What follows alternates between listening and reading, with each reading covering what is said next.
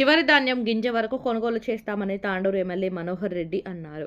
ఆదివారం వికారాబాద్ జిల్లా యాలాల మండలం జుంటుపల్లి, బెన్నూరు, యాలాల మండల కేంద్రంలో వరి కొనుగోలు కేంద్రాలను ఎమ్మెల్యే పరిశీలించారు.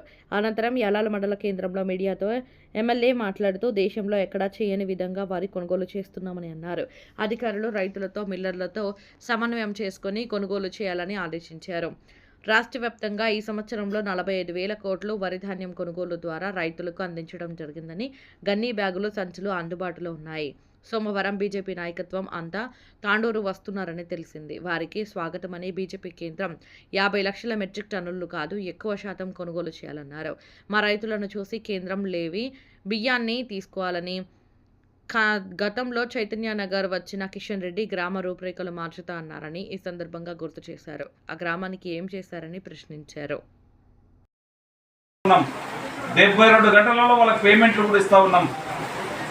ఆ పండించినటువంటి ధాన్యాన్ని, కొన్నటువంటి ధాన్యాన్ని సెంట్రల్ గవర్నమెంట్ కూడా సహకరించి లేవి బియ్యం ఈరోజు పీడిఎస్ఏ కానివ్వండి, ఈరోజు ఏదైతే పర్బైల్డ్ రైస్ ఉందో మీరు మాకు లేవికి ఎక్కువ కూడా పర్మిషన్ ఇచ్చి ఆ ధాన్యాన్ని అంతా కూడా మరపట్టించిన తర్వాత బియ్యాన్ని, లేవి బియ్యాన్ని తీసుకునే విధంగా కూడా రేపు వచ్చేటువంటి ఎంపీలకు, బీజేపీ నుంచి వచ్చినటువంటి ఎంపీలకు, ఎమ్మెల్యేలకు మేము ఒకటే సూచన చేస్తూ ఉన్నాం.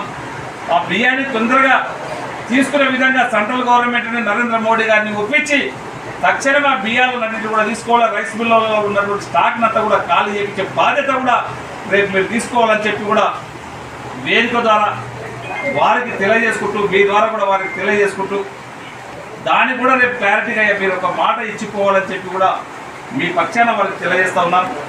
దాంతోపాటు ఆ రోజు కిషన్ రెడ్డి గారు చైతన్యనగర్ వచ్చి ఏదేదో చేస్తామని చెప్పిండు. 3 సంవత్సరాల కాలం అవుతా ఉన్నది. ఆ చైతన్యనగర్ రూపురేఖలు మారుస్తామని చెప్పిండు. ఏం చేసిండో ఒకసారి వాళ్ళు ఆలోచన చేసుకోవాల్సిందిగా ఆ రోజు ఇచ్చినటువంటి హామీలని ఒక్కసారి నెమరు వేసుకొని ఈ 3 సంవత్సరాల కాలంలో మీరు ఏం చేసిందో ఒకసారి క్షేత్ర స్థాయిలో ఆ చైతన్యనగర్ కూడా వెళ్ళి ఆ రోజు మీరు చెప్పినటువంటి హామీలను ఎన్ని ఇంప్లిమెంట్ చేసిండ్రో ఒకసారి ఆ విలేజ్ కూడా వెళ్ళి క్షేత్ర స్థాయిలో పరిశీలించి మా రైతాంగాన్ని కూడా వచ్చి మీరందరూ కూడా పరామర్శిస్తే సంతోషిస్తామని చెప్పి కూడా తెలియజేసుకుంటూ, ఎక్కడ కూడా మనమందరం కూడా ఇక్కడ రైతుల పక్షాన ఏ ఒక్కరికి ఇబ్బంది రాకుండా వాళ్ళ పక్షాన ఉండేది. ఎందుకంటే వర్షాకాలం వాళ్ళు ఎంతో 6 నెలలు కష్టపడి ఎండనక వానలక రాత్రి బౌళ్ళు చేళ్ళ దగ్గర ఉండి పండించుకున్నటువంటి పంటని ఈ అకాల వర్షాల వల్ల కొద్దిగా నష్టం, కొద్దిగా ఇబ్బంది అయితే కూడా తడిచిపోయినటువంటి ధాన్యాన్ని కూడా మళ్ళీ కొద్దిగా డ్రై చేసి దాన్ని మిల్లర్లకు ఇప్పించే ప్రయత్నం ఖచ్చితంగా చేస్తాం. మీరందరూ కూడా దీనికి సహకరించాలని చెప్పి కూడా కోరుకుంటూ మరొకసారి మీకు అందరికీ ప్రత్యేకంగా ధన్యవాదాలు చెప్తాను. Thank you.